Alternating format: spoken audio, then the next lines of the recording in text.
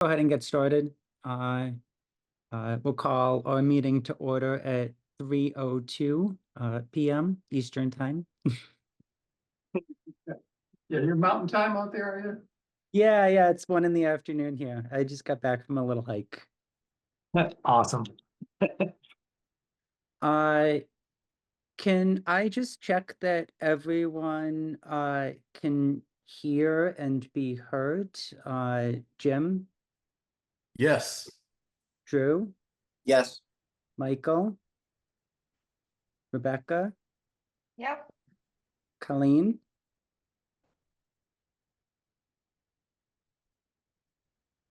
Are you muted, Colleen? Colleen is muted.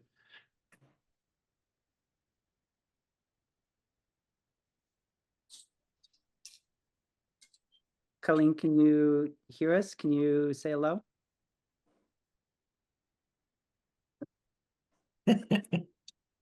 All right. I guess I think even without Colleen, we still have a quorum. So I think we can move forward. But we would love to hear from you if you can get that sorted out, Colleen. Oh, there she is. I'm here. Great. Gang's all here. Okay. All right, we'll start with approving the minutes from last week. From was that August 30th, I believe? Do we have any amendments to the minutes?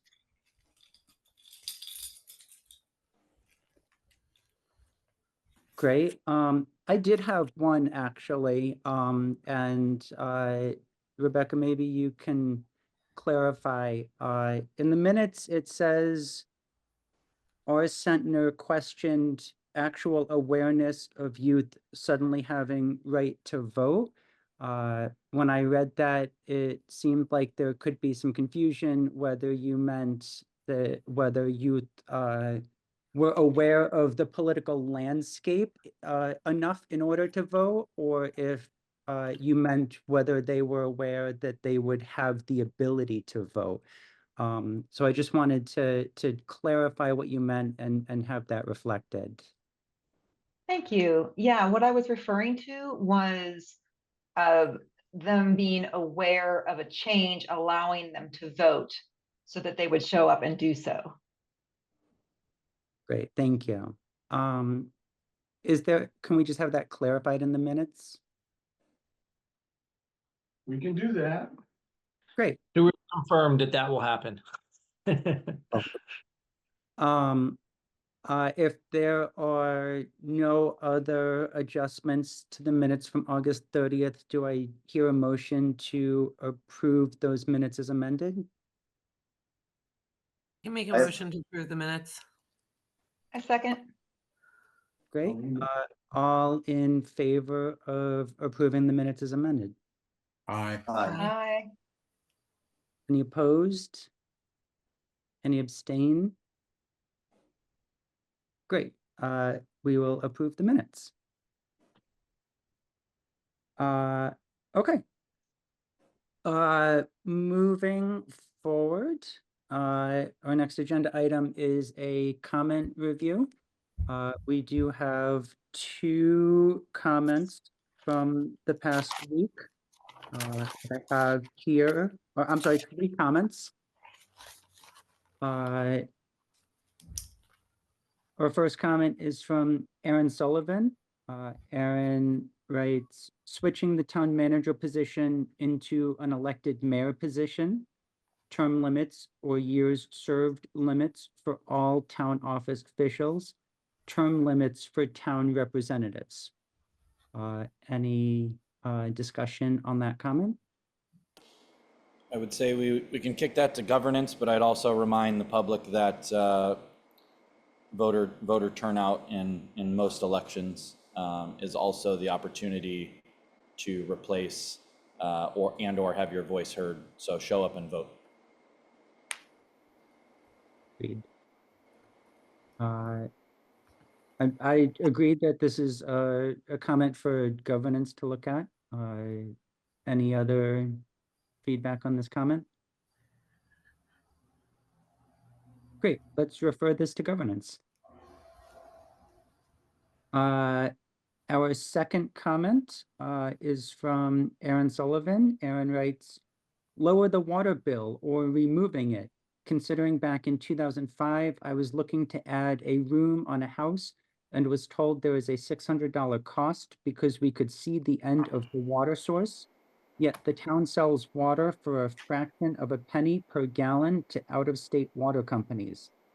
Currently, forcing people on town water due to the BFOA, I think he meant PFOA, and if the people choose not to, they will need to pay for it later.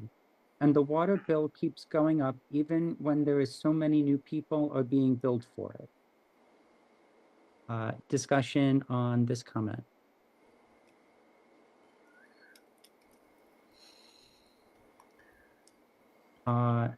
I question if this is a charter issue, or if this is something that the town typically structures through ordinances, things of that nature. I had the same thought It, about I it had the not being a same too. charter thing. Yeah. it's not, it would not necessarily be in the charter.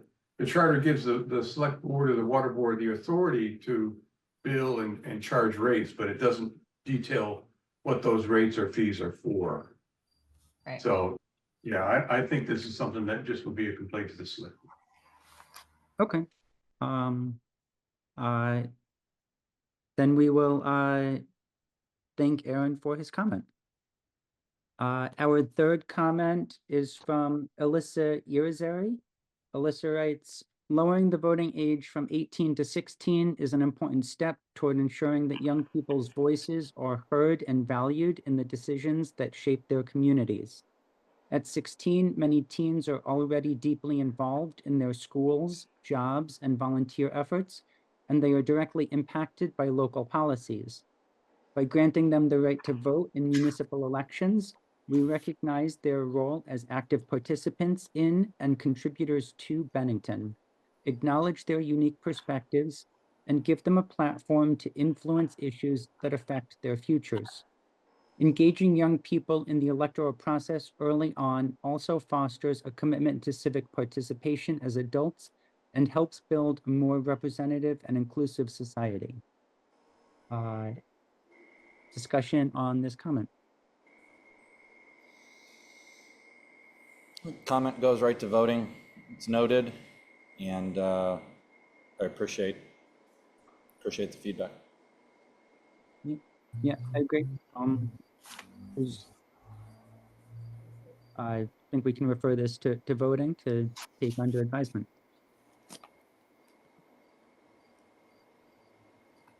That's all the comments that I have that were received through the website.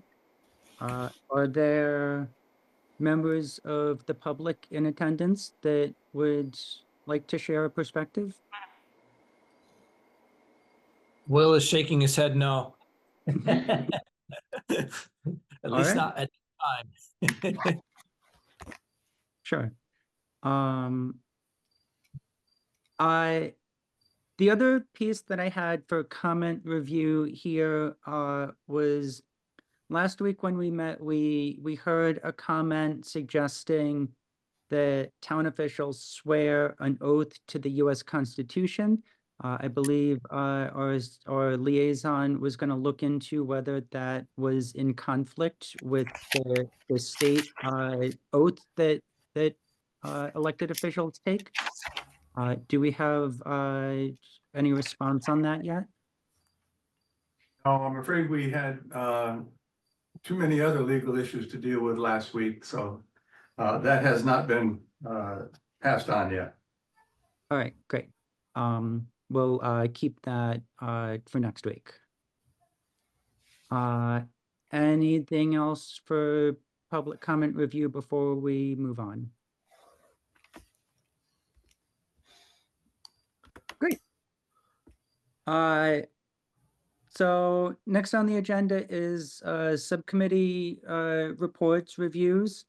I've talked with a few of you, and so I think before we sort of dive into each subcommittee, I just wanted to have a general check-in how subcommittees are feeling about organizing themselves, if there's any gaps there, if folks think that there's something we can do as a full committee to support the work that you're all doing individually. I think it's going really smooth. The governance committee met this week, and I feel like we started moving forward with our investigative work, or like background gathering, I guess, I don't know, whatever you call it. So I feel like everything's going really smoothly there, and we had a great meeting for the community policing earlier this week, yesterday. It's been a long week already, I feel like. But so I think everything, my personal opinion is I feel a lot more solid about subcommittees this week than I did last. Good. Good. All right. Well, feel free to reach out if there's something we can do to support your work. Let's hear from admin subcommittee. Rebecca, can you share a little bit about our meeting this week? Sure, yeah. Hi, everyone. So the administrative subcommittee met, and one thing I wanted to touch on as part of this was that we sent out in the documents today that document that we mentioned last week, which is the template for a draft final report. And I just wanted to mention a couple of things. You obviously can look at it yourselves, but just to make sure that it's clear, I'll just walk through it quickly. And if people have any questions, feel free to either, bring it up now or let us know. But starting off with just restating the charge for the committee, listing all of the committee members, leaving space for an executive summary, having a space for the review process and lessons learned. So this is where we can talk about how we organized in subcommittees, talk about, how we engage with the public, had public, hearing sessions, and also those lesson learns that we talked about last time, just so that in the future, any committees, when they're looking at this same charter, they can hopefully learn from any tips and tricks that we pick up along the way. And then, of course, the bulk of it will be the actual committee recommendations. We did organize that based on our conversation last week. It's organized into the subcommittee groupings. And then you will see that we put in two different options of kind of how to format your recommendations, understanding that each committee or subcommittee is dealing with different topics. And so some format may be easier depending on which subcommittee you're a part of and what you've been charged with to look at. So the first one is, and this is just for example's sake, so feel free to use whichever of these formats suits your work the best. But if you'll see, one of the options is under the voting and elections, and it is basically broken down where you're giving a recommendation and then talking about the background behind that recommendation, the rationale for that recommendation, and any resources that you use to come up with that recommendation. And then there's a space to do that over again if you have multiple recommendations. So that might be useful if you are in a subcommittee that had a couple of different charges that you may be making different types of recommendations on, and you want to talk, and give background that is different than the other. The other option would be listed under the housing and properties. And that one is formatted where you're giving all of the background for the subcommittee and the charge that they had, your recommendations listed out, then the total rationale behind all of the, just like we're lumping them together that way. So all your rationale together, all of your resources and references together. There's no preference, and I think that they both will work. So those are just some options for you as you're organizing your work.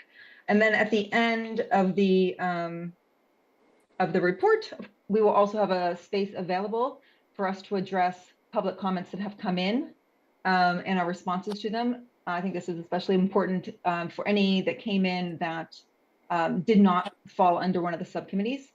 Whether it was because it was, deemed not really a charter business or for other reasons. I think it's just important to have them listed and addressed in some way. So that would be a space to do that. So that's one thing I just wanted to walk through as part of the administrative committee business. And excuse me 1 second while I pull up my other notes.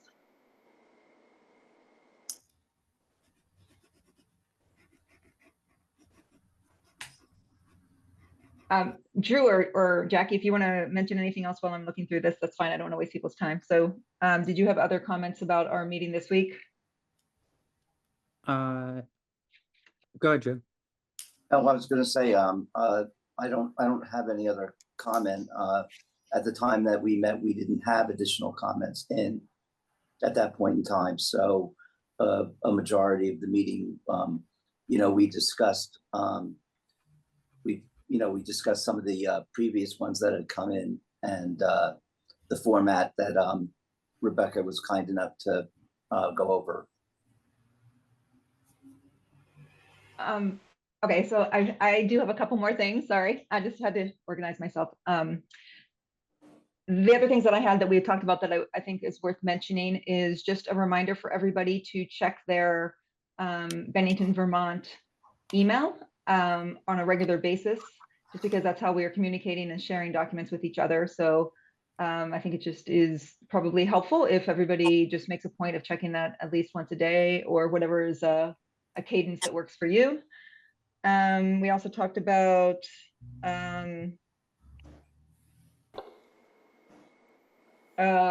getting the comments on a regular basis from that come in. So we're trying to keep them ahead of this meeting and making sure whether or not we actually receive public comments that week, that we will acknowledge that one way or the other, just for the record.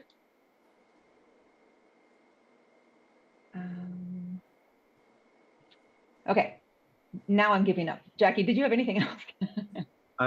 Thanks, Rebecca and Drew. The one other thought that I had was the section at the end where we'll respond to each public comment. I think the ones that we've referred to various subcommittees, it would be great if those subcommittees could take a first crack at drafting a response to comments they've received, and ones that haven't been referred to specific subcommittees, maybe then the admin committee would take a first draft at responding to those. Jackie, I have a question. And it just came to me as Rebecca was talking about the subcommittees. Do we know when all the subcommittees meet? If they have meetings set up on a regular basis, do we know what that is? Or do you know, or is it given to the chair and co-chair? So we know that these things are happening? That's a good point. I don't have sort of a list of when individual subcommittees meet. I think it probably is a little flexible based on, sort of some of the external resources and folks that individual subcommittees are trying to meet with, so I don't know that having sort of a standing meeting time will work for all of them. But I'm certainly I'm open to ideas on how to, if we should track that. But I do think it would be good for each subcommittee to meet regularly. I think the whole idea of having subcommittees is so you don't have to be real formal about when you meet and how you meet or where you meet. So as long as the subcommittees are doing what they're supposed to do, I think that's the main thing. But if you try to formalize it too much, it takes away from why you did subcommittees in the first place. Mm. I know a couple of my subcommittees have already had to be flexible just this past week, so. Okay. I have another question about the comments. Can we get them emailed to all of us each week, or can we get a standing list of of them so that we can just make sure we're addressing exactly the comments when we're doing these reports? Yes, I generally do receive those comments from town staff. So I'll just took a note for myself to make sure to send those along. Because we can, like when we when we were in our subcommittee, we reviewed them based on out of the minutes. That's how I reviewed them this week, you know. So, but to have like the actual exact comment might be helpful. Yeah. And Yeah, absolutely. I'm sorry, and just to add on that, and to maybe then when we send them out, tag which subcommittee we've as a group collectively decided in case there's any confusion, which so far I don't feel like there would be any, but you never know. Sure. Yeah, maybe it would be helpful to sort of send out all the comments to date tagged out. Yeah.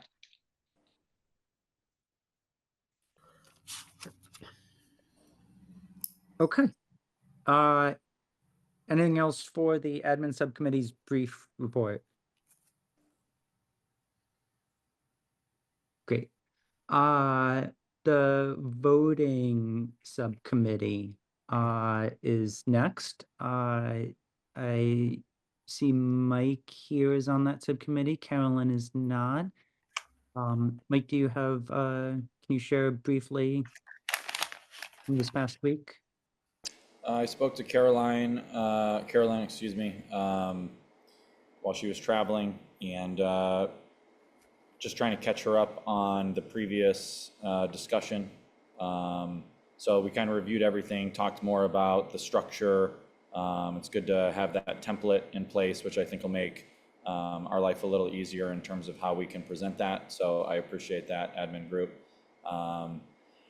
And I think one of the things that she brought up, and I won't speak for her opinion, but we wanted to make sure that there was clarity that there was a distinction in the charge, that although the non-citizen and the under the 16 and 17-year-old age limit are in the same charge, that those two are completely separate issues and separate, they really should be separate charges, I think, even though they're part of the same charge for this. So it was just important to have that distinction, that they're two completely separate issues, and our efforts with this charge will define them as such.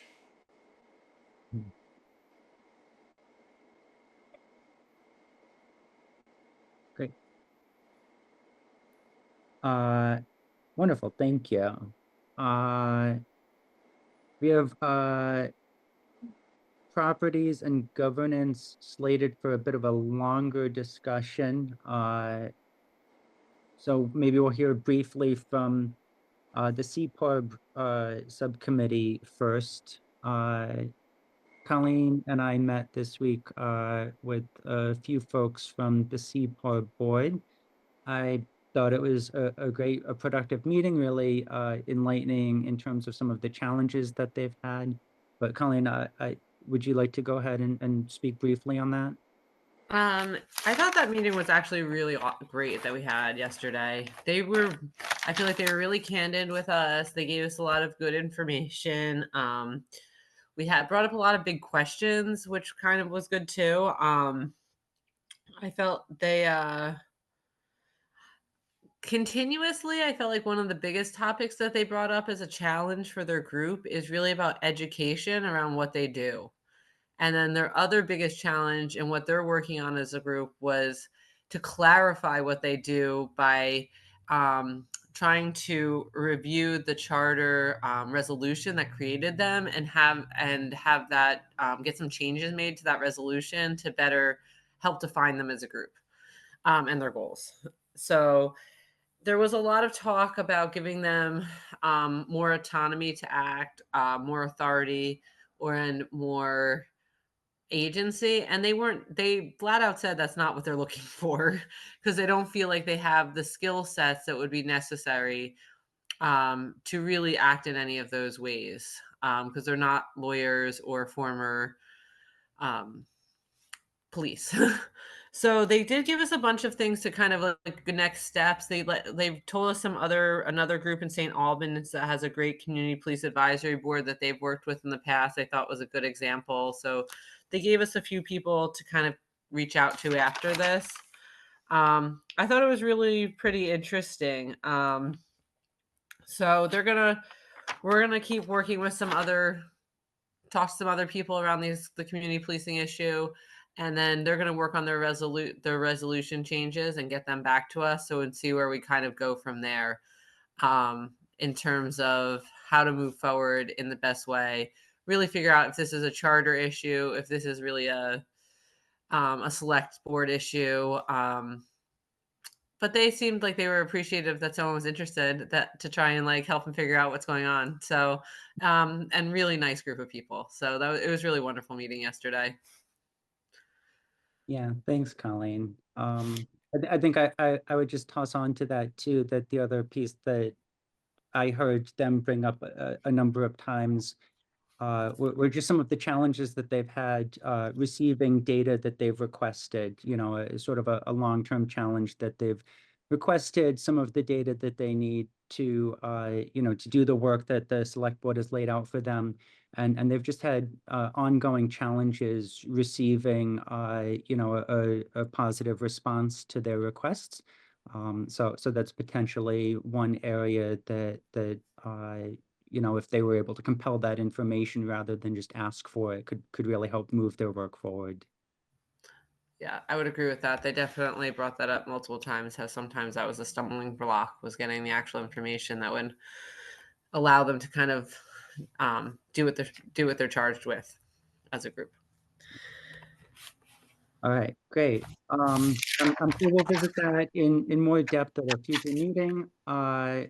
Very quickly, maybe we could hear from the miscellaneous subcommittee.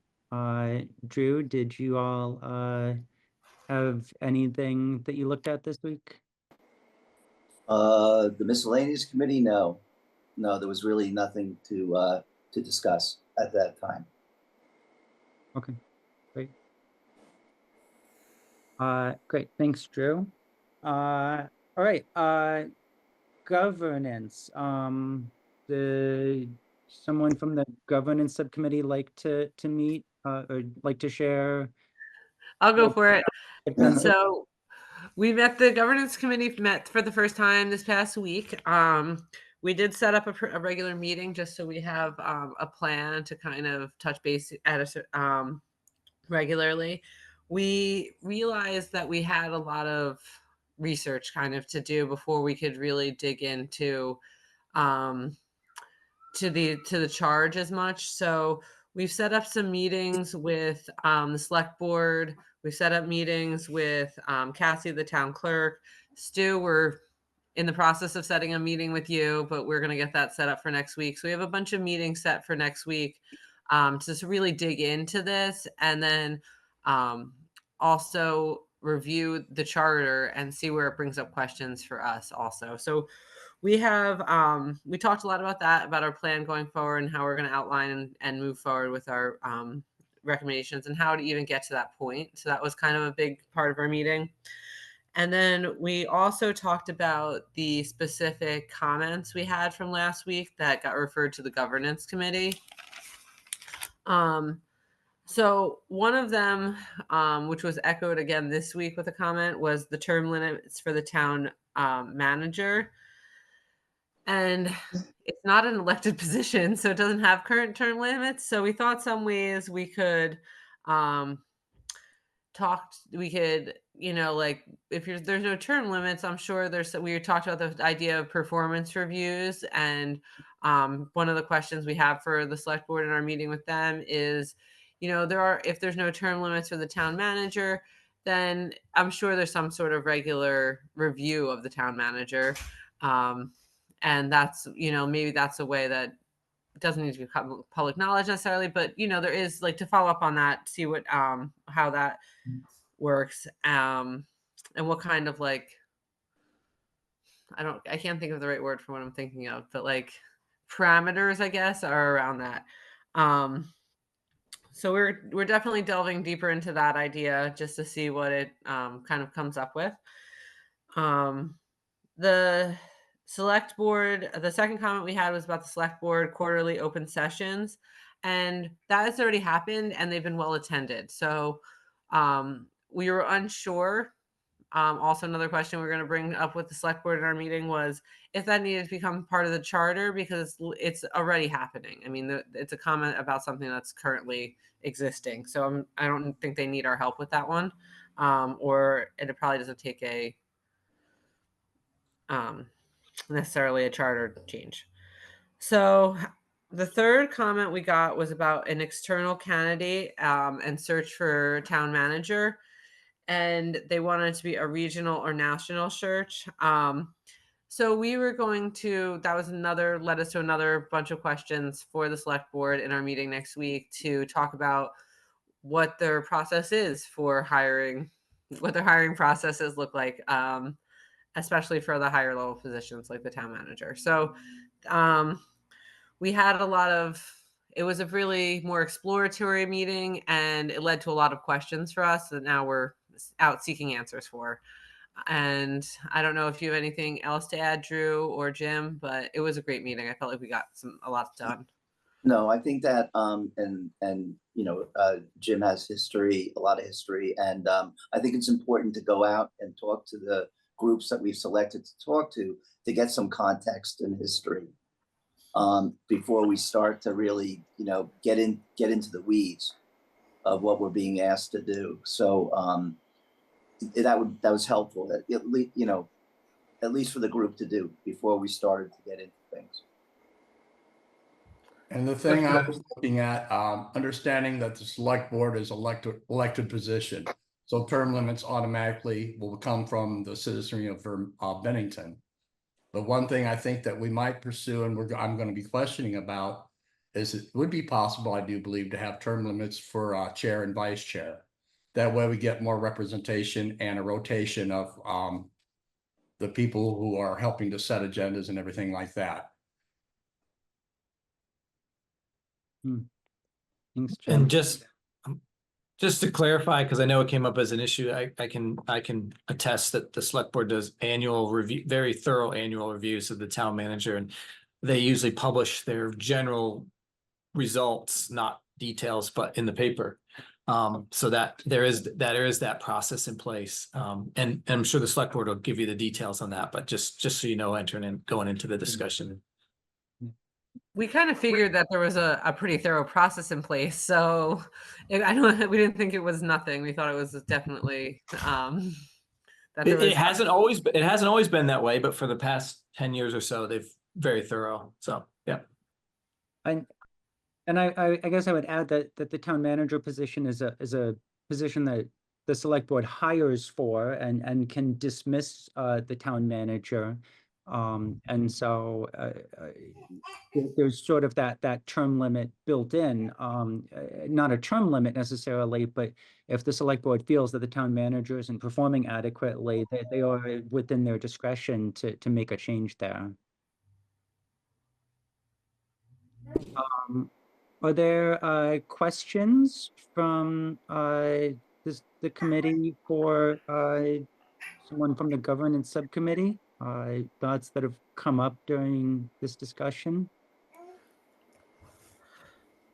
Have there been any other questions brought up in regards to that charge other than just term limits in general? Like as a general concern? Term limits, how the hiring practices, Yeah, that's what I mean. Beyond the scope of not really. In terms of national public or- comments, no. Okay. And the bigger charge is just to look at the roles and how the roles of the select board and the town manager in the charter, because they do have big sections for both of those things in the current charter. So we were thinking of doing more like to have these background conversations and then kind of dig in and see if there's anything that seems like it raises any more questions for us as we go through the charter. And to your point, I mean, even from the comment that came in today of the structure, of how the town is run, as far as the town manager and the select board, you know, because the comment that came in today is something that we'll speak to as in a group once we get some background, history and context. Mhm. Right. You know, it occurs to me as we're talking about governance, although I think broadly this probably applies to all subcommittees. Um, but governance certainly I think has had the bulk of public comments referred to it.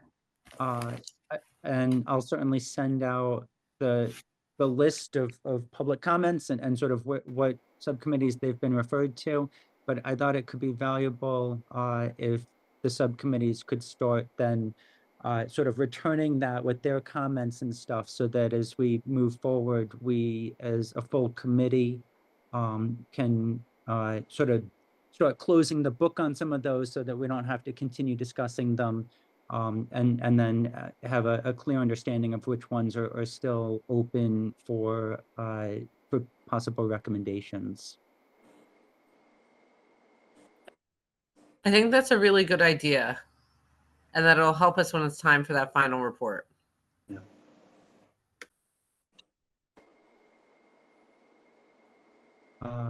Great. Anything else for governance subcommittee? Great. Thank you for your work this past week. Let's also hear from the property subcommittee now. I sent out a few documents earlier today that were provided to the full committee. So it looks like there's been some good work going on in that subcommittee. Who are we going to hear from on that? I'll be presenting on that one. And I have to start off with an apology. I shared an earlier version of a draft, and so I'm going to share my screen now so we have the correct version of this one. And here we go. That got me? Yeah. I'm not seeing anything yet. All right, just a second. It just says you started screen sharing, but we're not seeing anything quite yet. No. Let's stop sharing, go back. Just a second here.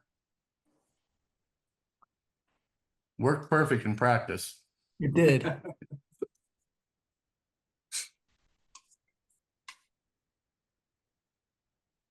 we go. Let's try this again. There we go. You have it now? Oh, Yeah, I can see it. Okay, very good. So Michael and I met with and could you maybe make that a little larger? Archer. Yes, I can. Just one moment here. Maybe the page size rather than the font. Go down to the bottom right, Jim, and yep, keep going, keep going. Yep, and then take that. There we go. Gotcha. Okay. Great. Thank you. Okay. So we've had one meeting with Dan Monks and Paul Dansereau. It was very informative, very educational. They raised some great points, and then we've had a very robust Google Doc going. I was really hoping Carolyn was going to be here, but this is what we've come up with so far. Some of the key takeaways that we've got. So we're starting out with citizen complaints and real estate issues. And of course, as you can see, we use a step-by-step process. And Dan and Paul were both very helpful in this. I'm going to just scroll slowly. If I'm going too fast, let me know. But the process begins with inspection by the town personnel, of course. If it's not resolved, then the town escalates by sending out notice of potential legal action. We have to have court orders to enforce any state or local regulations. And now we're going to get into some of the issues that we're coming up with. We need a streamlined enforcement process, including state mandated deadlines for courts to act. Right now, we're getting insufficient penalties and fines imposed by the courts. And presiding judge, of course, are the ones that are doing this. And it's honestly, for some absentee landlords and others, it's just not, it's not of enough of a deterrent. They really don't care. And if somebody's in foreclosure, especially, they definitely, unfortunately, do not care at that point. They figure, well, they're losing the property anyway. And it will cover, we'll cover the legal costs, but just if the fines are horrible, the possible solution, a state mandated minimum fine sufficiently reimburse the town for its costs. Because we're looking not only the cost of the town staff going out inspecting this, we're looking at administrative costs of writing up the infractions, of serving any notices. We're looking at very often the town attorney gets brought in. This is not for free. And all these cost the citizens of Bennington money. And then if there's a foreclosure, as you can see, any court imposed lien, all of these with especially the vacant and the abandoned properties, when it goes, when it comes into foreclosure, we lose all of our impact. And the mortgage holders will wait because they know that once they foreclose on a property, they can leave it as a write-off for years at times. And so the town is still left with nothing being resolved. We have abandoned, vacant, disused properties that are just sitting there, violations that are occurring. And the citizens of the town are still obviously contacting the town saying, hey, what's being done about this? And so here's a possible solution that they came up with. A state law making all municipal liens senior to mortgages and other liens so that a foreclosure or of a mortgage or other private lien does not extinguish the municipal lien for code bylaw violation. Current law does not give priority to municipal lien tax liens, so this concept should be considered an extreme measure. Any questions on this part so far? Yeah, the public comment, Jim, on this? It's up to Jackie. Or Jackie, Will sorry. would like to comment. Is that okay? Or I can hold off to. Or you can hold off to the end.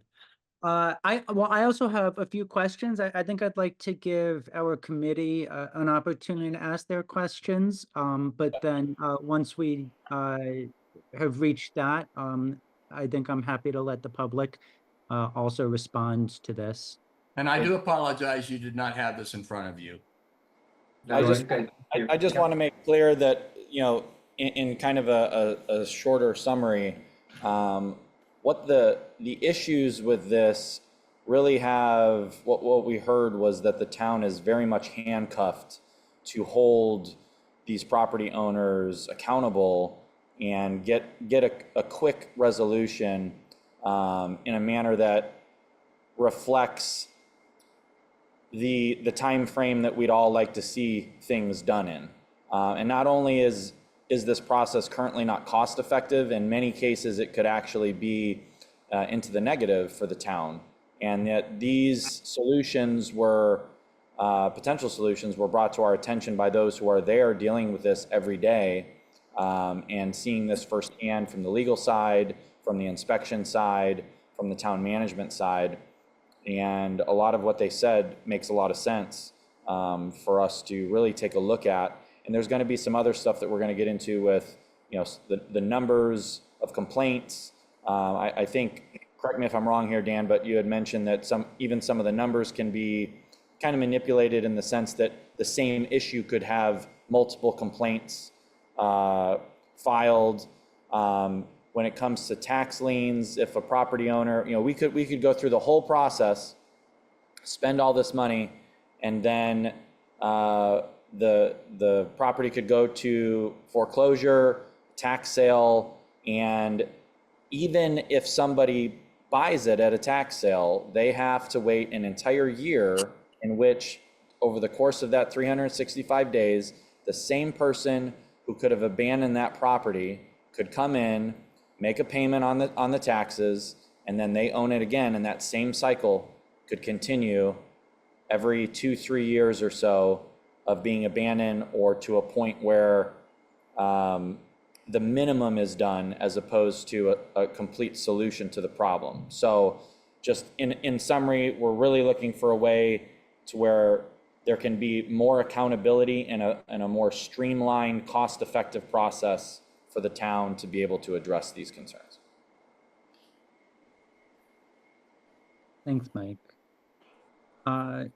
I guess one question I had is you were talking about the challenges of even having the fines or penalties imposed, sort of going through the court system, and having a judge take a look at some of these issues.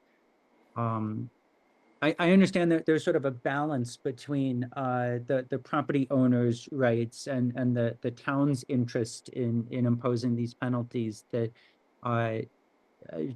for my thinking right now, probably should be evaluated on a case-by-case basis. But I wonder if that's like an authority that could be granted to like maybe the Development Review Board to handle those types of things rather than a judge. Yeah, The state does. Go ahead. So that it's actually interesting that you brought that up, Jackie, because that is one of the groups, and when myself, Jim, and Carolyn can get together again, that was one of the recommendations to speak to next. Oh, okay. Currently, the state does not grant that authority to any other entity but the judicial system, and I think that's unlikely to happen, but I'd love to have some more local authority, but I do think that's unlikely given that it's never happened anywhere else in the state. Okay. There's a lot of due process issues and constitutional issues about people's rights, et cetera. So it might be very difficult to transfer that responsibility to anybody else but a judicial appointee. Got it. The other thing that I wondered about when you mentioned sort of becoming a first lien holder for fines that we can get imposed, is that akin to like a judgment that attaches to the property, or is that like a different thing? So it's the exact same thing. It is a lien that's attached to a property in pursuant to a judgment, a court order. And as the committee has explained, currently liens that are for bylaw or code violations are not senior to mortgage liens. The only liens I think that are senior are tax liens and water and sewer liens. Those do survive a foreclosure. So a bank can't get out of paying those simply by foreclosing. And that is one of our biggest problems with these vacant properties is the mortgage holders have senior liens. We can spend a ton of money, be really successful in the court process, get a lien imposed on the property, start getting interest and daily fines imposed, and then the bank will swoop in, and when they finally are ready to foreclose, they'll come in, foreclose, wipe that all out. The town gets no reimbursement for all of its efforts.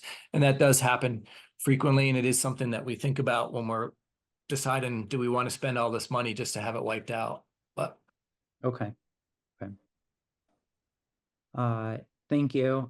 Any questions or comments from other committee members on this this issue, this proposal? All right, great. I think we did have a member of the public that wanted to speak to this. Yeah, I mean, I think some of the discussion's been clarified a little bit, but about I'm just curious, what exactly would this third part do by making the liens from the municipalities senior to those of like the mortgages? Because you kind of walked it through a little bit, Dan, so I understand it, but I feel like Jim might have a better understanding because you were really talking about that. What would that policy change have an impact on for the town? Actually, this is becoming more from Dan. He's the person who's Dan and Michael were the people who started exploring this first. So I'm gonna so their knowledge. So the way, I don't know how familiar you are with the way liens work. It's usually first in the door. First to be recorded is the senior lien, and any liens that come after are subordinate. So if a senior lien is foreclosed upon, then the subordinate liens are just disappear and are extinguished. So what this was do is put us in the same position as tax liens or water and sewer fee liens, those types of liens cannot by state law be extinguished by a foreclosure. So the lien remains on the property even after a bank or other senior lien holder forecloses on it. So we could then foreclose on that lien and take the property, et cetera. Whereas if it's not a senior lien, if there's a mortgage holder for these code violation liens, then we have no recourse. The mortgage holder can wipe it right out.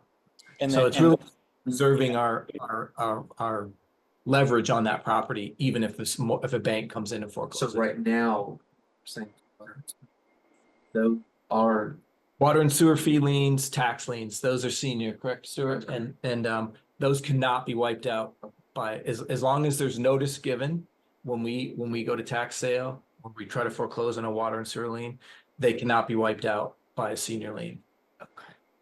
And the added significance, Will, is that the town will continually go through the process of doing the heavy lifting and most importantly, the financial expense, ultimately for absolutely nothing if their lien is not made to be the senior lien. And that is significant to all the taxpayers as well as the town management budget. Yes. So that was gonna be my follow-up question. If that were to be rectified, what would the cost savings to the town be on? Well, I can tell you that if we take a violation or bylaw code violation to court, it's a minimum of, this is just out of pocket to our attorney, a minimum of 3,000, but most of them are closer to 6, 7, 8, up to 10,000. It just depends on how long the process takes or how much the property owner pushes back. But yeah, and then that doesn't count the time that our staff spends investigating, preparing, going to the court cases to testify, et cetera. So yeah, they're usually multi-year processes, unfortunately. Okay, and now, Jim, you said there were 243 violations, right, in 23? Did I read that up there? That's approximate, yes. That's approximate. That was a list provided by Paul, yes. Wait, but did we get any clarity on how many of those violations or reported violations were the same? Like how many individual properties were there? Because I believe that was something we asked for, but I don't remember if. Yeah, I know that I don't have it in front of me, but I know that Paul sent a pretty detailed response. And I think that 243 is actually just complaints or inspections. Right, You could have multiple violations per inspection. So I just want to be careful how we word that, but we should, before we throw out any numbers, we should make sure that we're careful about that. So I don't want to misspeak either, but But the short answer is, it's a lot of money to the town. Yes, yep, anyways. yep, Okay, yep. okay. It's not I mean, insignificant.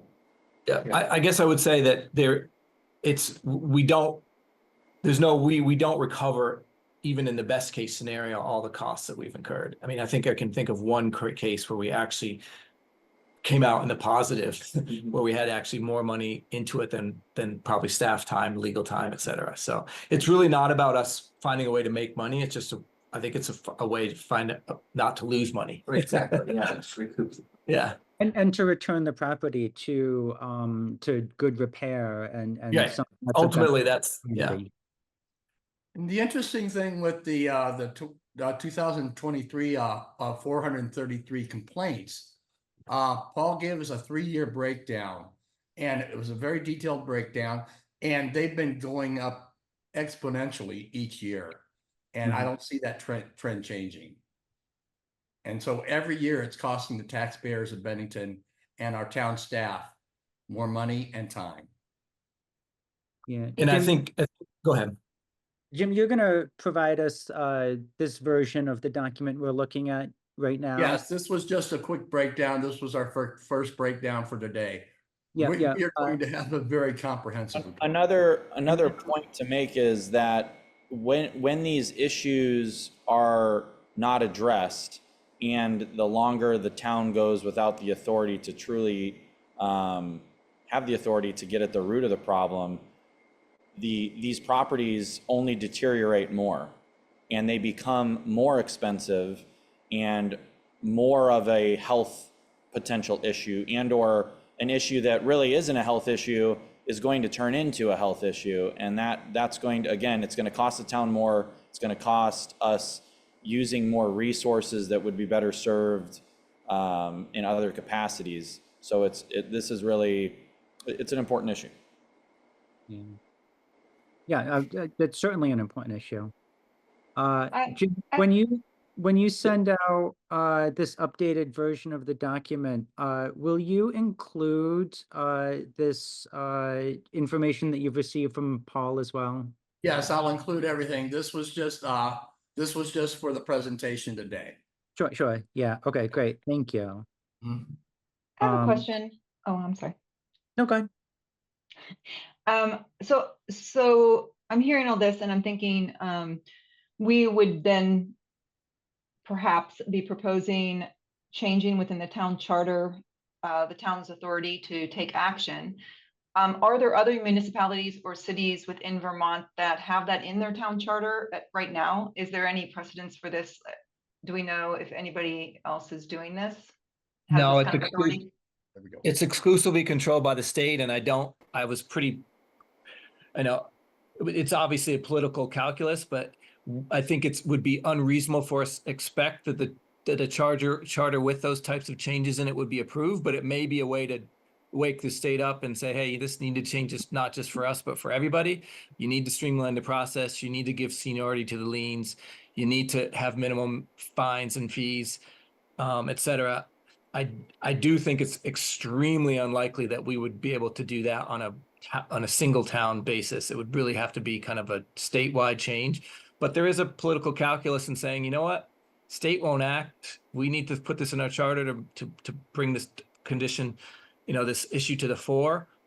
Or maybe you say, you know what, we know this isn't going to fly, but we need all of our legislators to full court press, get this figured out this legislative session. So it's really going to be a political, a decision on you guys how you want to proceed, understanding that the state is extremely unlikely to adopt any of these changes via charter.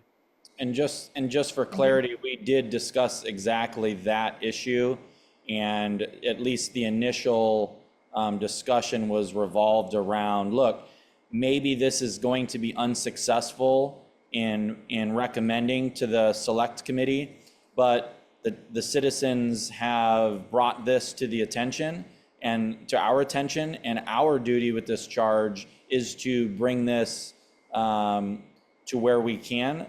And if it is stopped by the state, it is not at the fault of those who were, tasked with addressing this issue at the charter.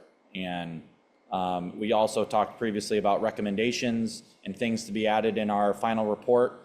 I think whatever we can do to help address the concerns of the citizens and help improve the charter is what we're going to do, and the rest will be what it is.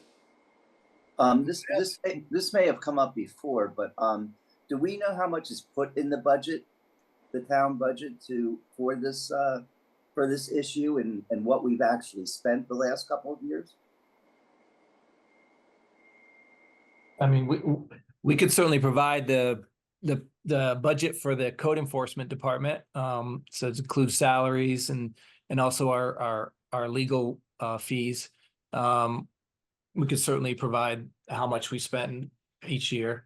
You mentioned the reserve that we have established. Yeah, one good bit of news I mentioned, we've had one recent court case where we actually got some significant fines. It's one and only in the 26 years I've been here, and we've actually been able to put that into a reserve that we use exclusively for enforcement actions.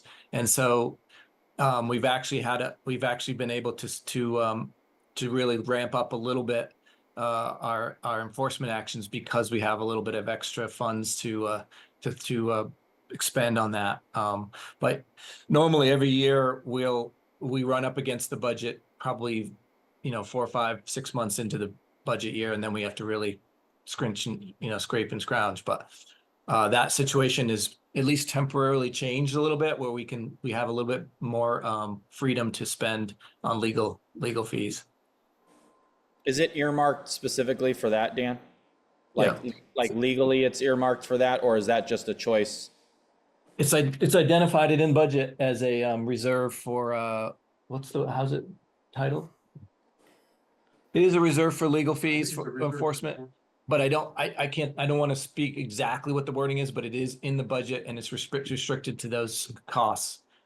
And if you know our finance manager, she won't let us do anything that's not right in line with the budget. Part of the goal of what I'm hoping that the Charter Review Committee itself, and then also when Jackie and Rebecca make their reports to the select board, is that we educate the town about what's going on. And if this does go up to the state legislature and it does come to a point where there are actually hearings on it, I would love to see a contingent of Bennington citizens that are educated and willing to testify that this is not sustainable for a municipality.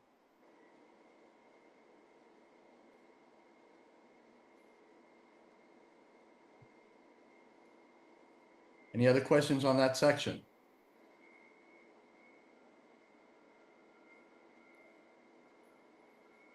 Okay, All right. number 2, Sounds good. rehabbing and increasing the rentals of commercial, residential, and vacant properties.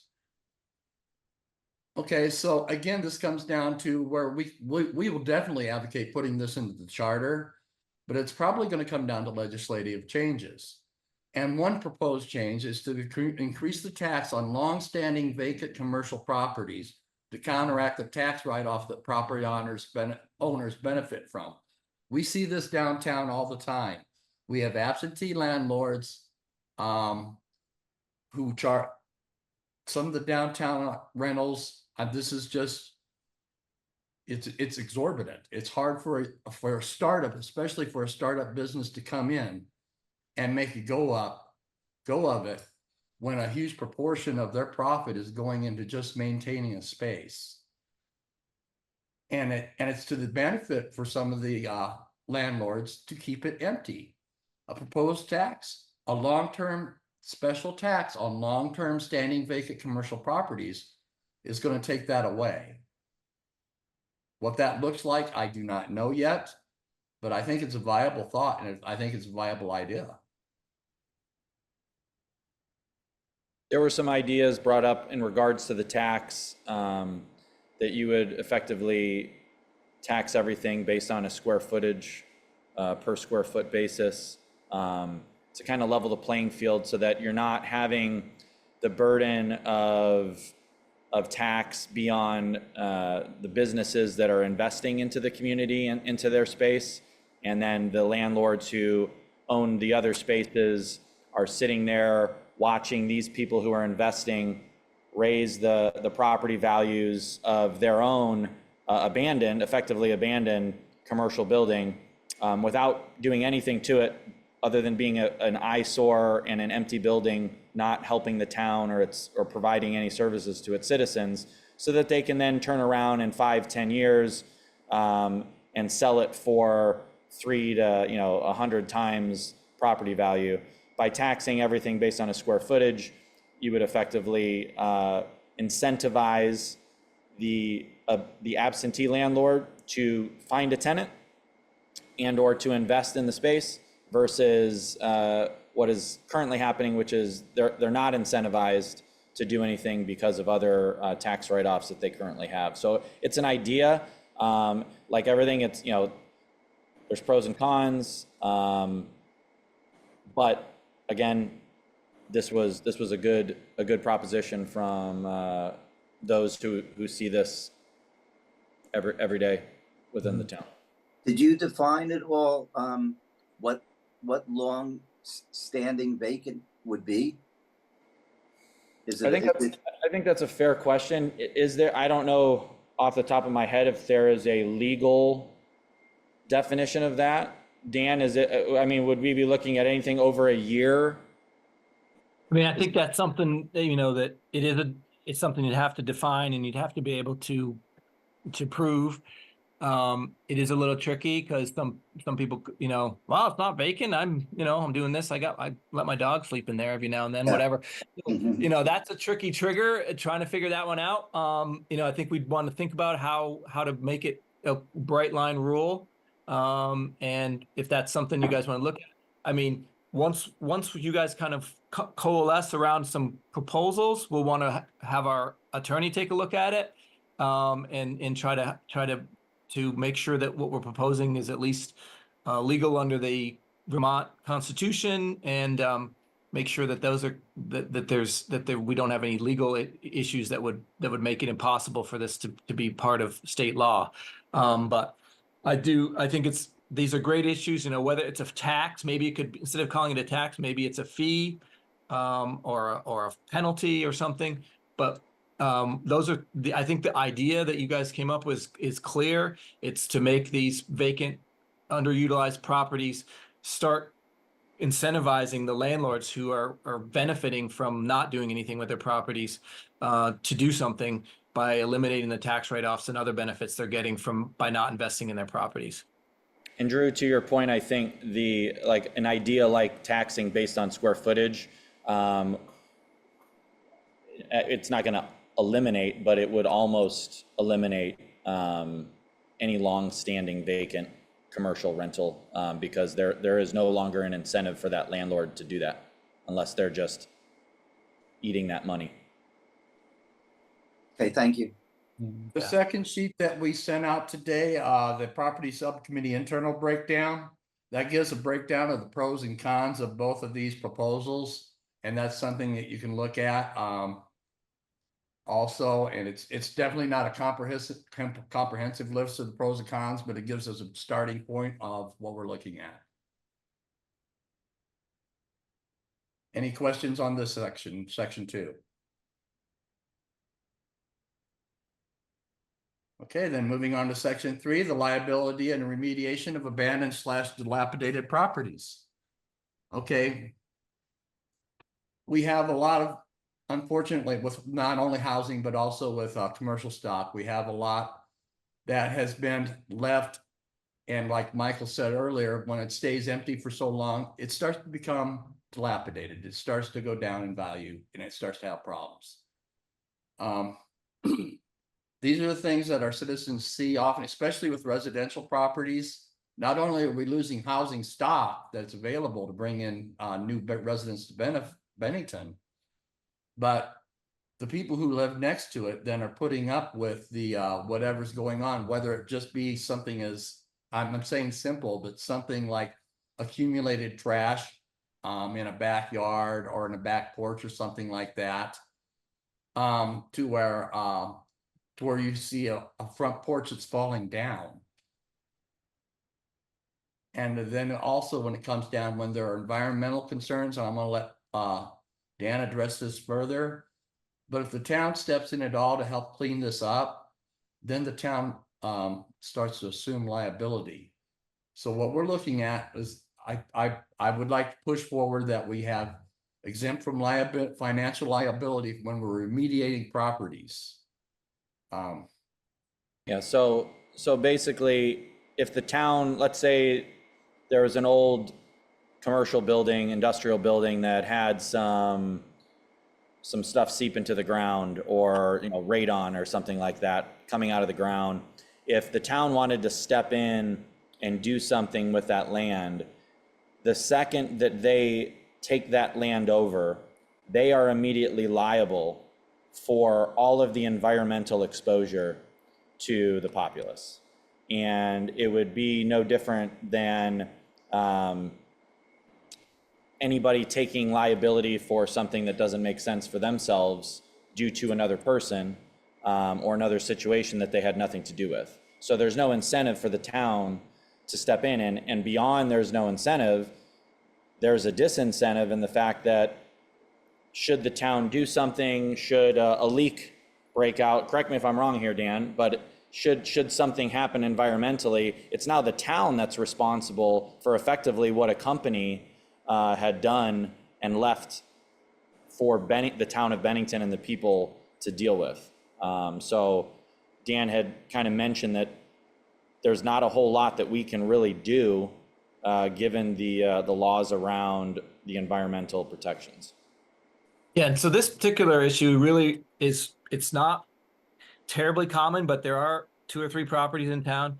If there is suspected environmental issues, the minute the town either steps in, even if it has a court order to do so, to do any work on that property, it immediately becomes liable for anything that's happened on that property from the beginning of time. So it could be not even the fault of the town. It's just the way the laws work. Once you touch a property, own a property, you are automatically as responsible as anyone else who's ever owned or operated that property. And as you can imagine, the town is is seen by the state and federal government as a deep pocket. So they're gonna immediately look to the town to address those issues if they can. So really, it's a for at least two properties in town. It's a strong disincentive. Well, not strong disincentive. It's basically I tell the select board and Stuart that, under absolutely no circumstances can we get in the chain of title, because then we basically saddle our taxpayers with liability that we shouldn't, that there's absolutely no reason for us to do so. So one way to address this is to make it clear that if the town does take action pursuant to a court order, we get a court order, that there's no environmental liability that attaches. We're just doing what we have to stabilize the property, clean it up to a point where it's not considered an eyesore or unsafe. A lot of issues around that. Certainly can understand why that might be difficult for the state or feds to swallow, but it does mean that contaminated properties just can't be addressed under current conditions, current law. This is again something that, as a charter, we will look to address, but we're kind of at the whim of, kind of at the helm of the select board and state and feds, unfortunately. In thinking about this a little bit, is there a potential compromise, I guess, where the town could only be liable for sort of additional damages beyond like what's already present on the property? If the town comes in and they try to clean up the property in some way that's negligent and introduces more harms, then there would be liability associated with that, but anything that was like pre-existing on the property would be exempt. I think that's a precarious situation for the town to be in, because you never know, we can assume that things would go smoothly and that there's only what's happened before, and then, potentially, as long as the town isn't negligent, everything will go for the most part fine. But in that occurrence where that doesn't work out at no fault of the town, there could be a lot of problems there. Yeah, I would say environmental liability is very stringent and strict, and without a clear and unambiguous protection from liability, I don't think any responsible government official could allow the town to get involved with a contaminated or possibly contaminated property. So what happens now when there's a court order that I assume if there's a court order, then the town is required to comply with that order to remediate a property? No, if we would be the ones seeking the court order to have the authority, we don't have to exercise it. Correct. Yeah, they can't force the town right now, because then they're effectively forcing the town into all of the liability associated with that property. The town is the one who seeks the authority. We're not forced into doing something. Okay. Yeah. Hmm. It's a very prickly issue that I think it's very, given the federal laws that are involved, it's not something that's likely to be solved, but it is an issue that is worth, raising and making sure that people understand. It's not that the town doesn't want to deal with these issues. It's just, it's a very tricky issue. I can talk about ways that some of these properties are dealt with. It's, I don't know if we have time today, but there is a process, a very expensive, lengthy process to have these properties tested, reviewed, put together a plan, execute that plan, and then get some liability protection, but it's extremely costly, and there's very little funding available from the state to do those things. I got to take off, guys. Thank you very much. Thank you, Mike. Thank you, Mike. Bye. I think we'll keep going if everybody else is able. We still have a quorum, so. Hey, I'm still here, but I only have like 10 minutes. I have a ballet situation with my daughter that this is almost conflicting with. All right. Noted. Thank you, Colleen. All right. Any other questions about removal of liability for town remediation of blighted properties? Great. Anything else for property subcommittee? I just had a general question. On some of these properties that are either empty or abandoned, do we have any exposure or have we, as far as crime, squatters that go into these properties? It could lead to other collateral expenses to the city. The short answer is yes, and I can tell you some horror stories, but we don't have a lot of time here. Okay. But we once spent 3 years trying to deal with squatters in a home there were several drug overdoses. And we were unable to, because the federal government was actually a mortgage holder, we were unable to move forward with a foreclosure on that property. So there's lots of issues. And most of the thorniest issues come from the senior lien holders like banks and federal agencies that refuse to foreclose on their properties. Thank you. All right, great. There's no objection. I will move on to our public meeting format agenda item. Great. So I think the first thing here that came up is that some of the dates that we had chosen, in fact, both of the dates that we had chosen turn out to be unavailable in the firehouse room. So I think our options at the present time are either to look for a new location or to choose some new dates. It looks like October 9th, October 30th, and November 13th are available. So I'm happy to hear perspectives on which of those make sense. I sort of looked at where these dates fit within sort of our overall timeline. October, I just have multiple sheets here, but October 30th looks like it might work better than November 13th. November 13th leaves us with just one working meeting before we are sort of wrapping up all of our work. And so that feels like a challenging time frame to take into account any feedback that we receive from the public at that meeting. October 9th feels like it could still work well and be okay. October 9th would be about halfway through our sort of review process, 4 weeks. And then October 30th would be just as we begin sort of finalizing our rough drafts.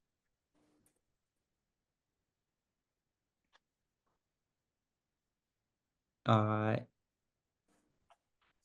right, so let's start with October 9th as a replacement for October 2nd. Does that seem to make sense to everyone? Yeah, Yeah, I think so. great. Yes. Great.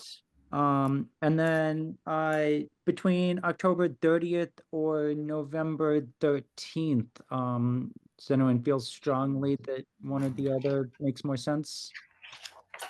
If I will be out of the country on the October 30th, so I won't be able to attend, but, and I won't be able to, come in virtually or anything either, just as an FYI. Hmm. I like the November date.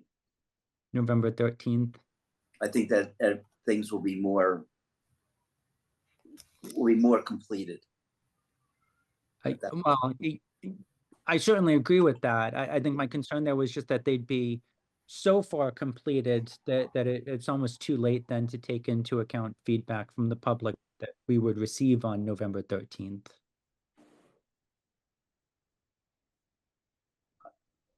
But it also could be an opportunity for us to share with the public what's close, we'll be close to our final recommendations at that point. So it could be an opportunity to get feedback on what we are, really thinking will be our final recommendations. Hmm. Hmm. I don't know. Jim, Colleen, Um, I think maybe the 13th. As a mom, the day before Halloween, that's always a super busy week, I feel like, in real life. So like, I just know that's like, I usually don't plan things like that right Sure. before. Okay, I'm hearing that we have maybe some consensus around November 13th then. So let's plan on that. So October 9th and November 13th at 3 p.m. Six. Not at PM. These will be public forums at the firehouse where we present, well, I guess we're going to talk about that in a minute, but where our full subcommittee invites the public for a larger discussion around our entire work to date. Great.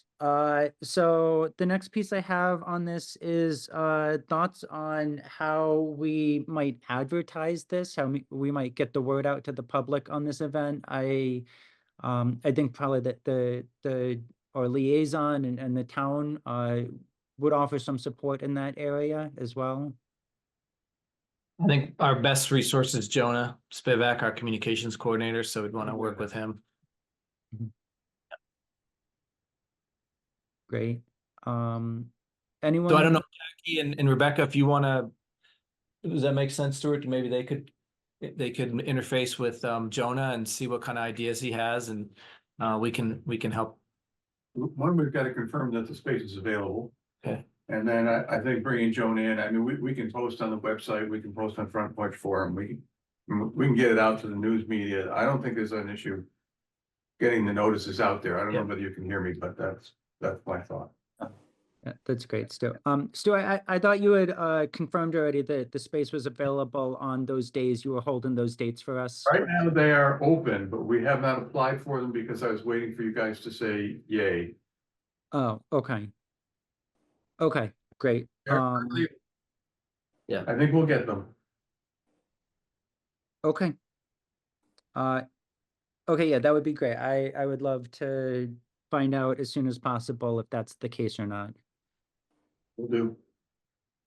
And then Rebecca, maybe you and I can then interface with Jonah like Dan suggested, and sort of start preparing for that, assuming the space is going to be available. That sounds great. The last thing I had on this was to just discuss sort of the format, whether individual subcommittees wanted to sort of present their ideas, or if we just wanted to present all ideas as a joint board.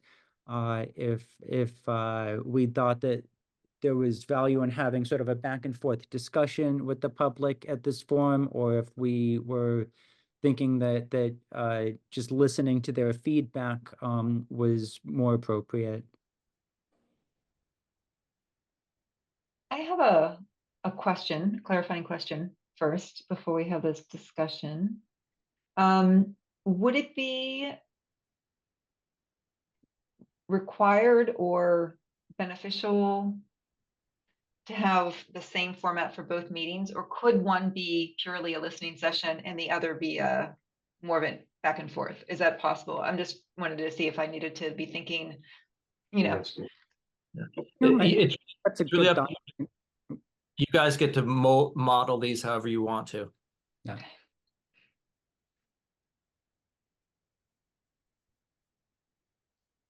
Well, I think that whatever the fallout or success was of the first session would dictate how the next one would go.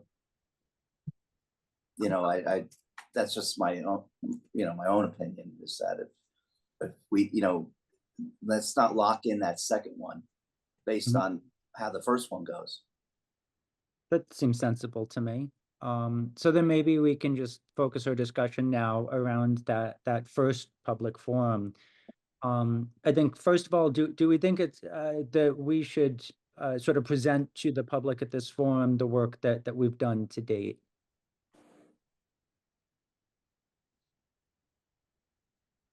I think that's a good format unless that we have certain materials we provide and then just take their questions at the meeting concerning whatever we've distributed or disseminated through the advertising of the meeting.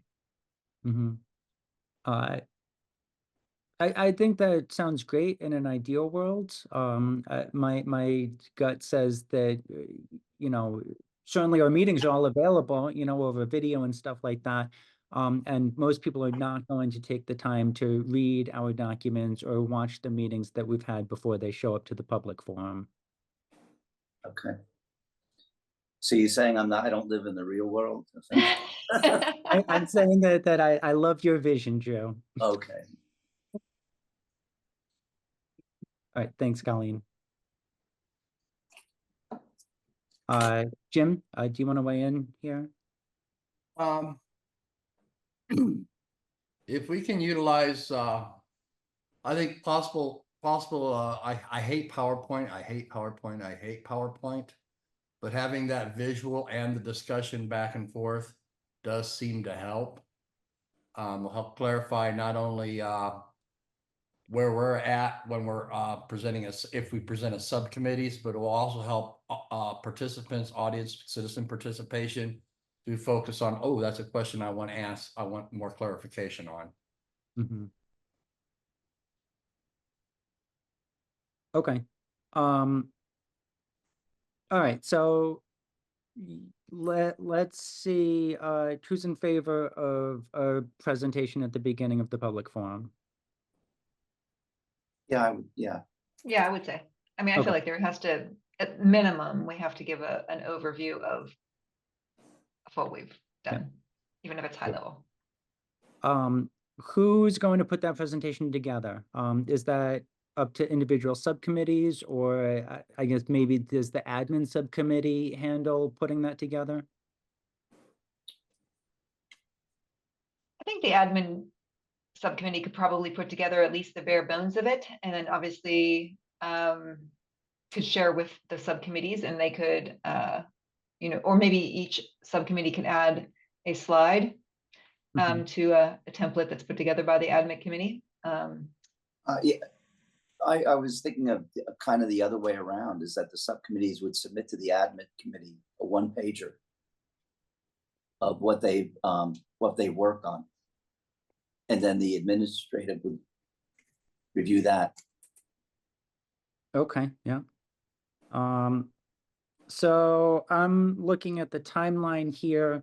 I'm seeing that October 9th for that first meeting. So we would probably discuss that presentation on October 4th, which means that presentation, we would like that from the admin subcommittee by September 27th, which means we need one pagers from the individual subcommittees by September 20th. Mhm. Great. All right, I think that seems like a good plan for that. And then the second part of this question was, is this primarily a listening session, or is there some back and forth between the subcommittee, between our committee and the public? I thought that there would be questions taken after the presentations were made. Yeah. So open it up. Okay, so a question and answer section. Hmm. Rebecca, yes, no? Sure. Okay. Um, great. So I have a presentation with a PowerPoint to be developed by the admin subcommittee due to this full committee by November 27th. I'm sorry, September 27th. To be built based on one pagers developed by the subcommittees due to us by September 20th, followed by a question and answer section. Great. Any other questions or thoughts on our public forums? Our first public forum? Just quickly to clarify, are we then saying that the subcommittees are going to be speaking to their slides?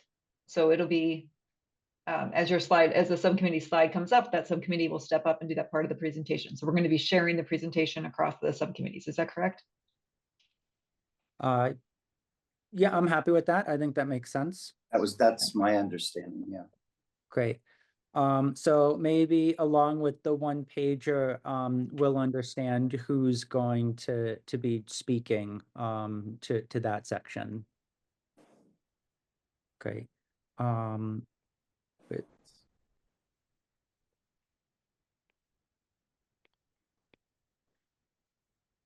anything else? Public forum, first public forum. Great. Upcoming agenda. So I think continuing our approach of hearing from each of the subcommittees sort of in turn. I think the CPORB subcommittee is the only one that hasn't had the spotlight on it yet. Is that, my memory served me correctly there?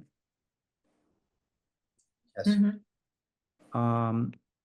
And then I've started thinking that we're coming up against the time that it would be good to start getting documents from each subcommittee about the series of recommendations that they're considering, so that we can distribute them to the full committee, and have some feedback on each of those at that meeting. So I don't know if that's I guess I'm trying to be mindful of both the time that we how long these meetings have been running. I think when we initially set out, we thought an hour a week would be sufficient, but I'm also being mindful of the longer timeline that we have, and I don't want to limit discussion on some of these important topics. So I'm wondering if maybe an hour and a half or allotting more time to our individual meetings makes sense. Happy to hear what folks think about that.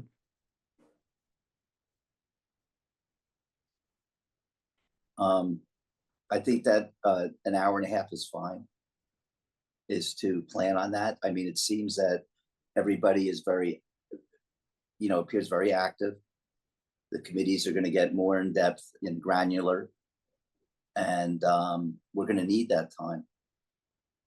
After an hour and a half, everybody starts to drift off, but an hour and a half is a good time to allot for the meeting. Yeah, great. I agree.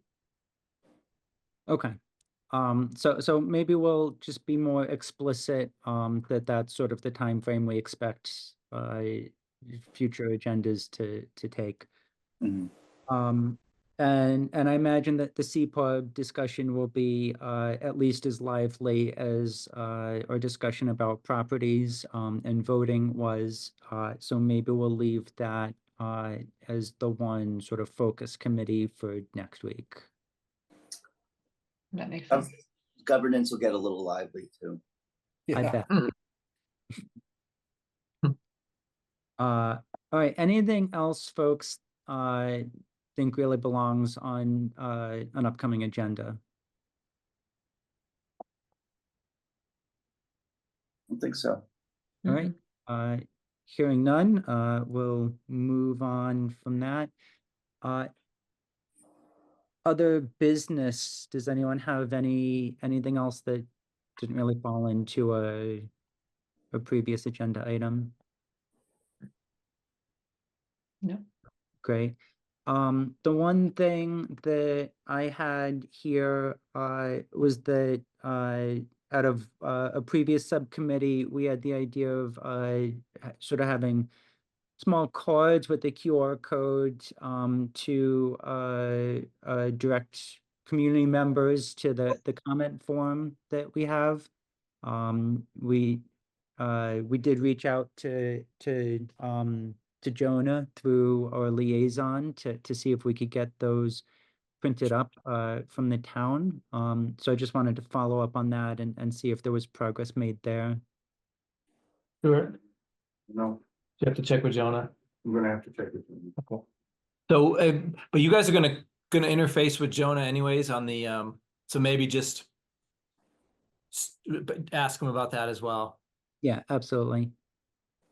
Great, thanks, Dan. Jonah's a big QR code guy, so sure he'll be thrilled. Great, we will check with Jonah. All right, is there anything else, or do I hear a motion to adjourn? I move to adjourn. All in favor? I. Any Aye. opposed? Any abstain? Any abstain? Okay, we will stand adjourned at, no, 4:38 PM.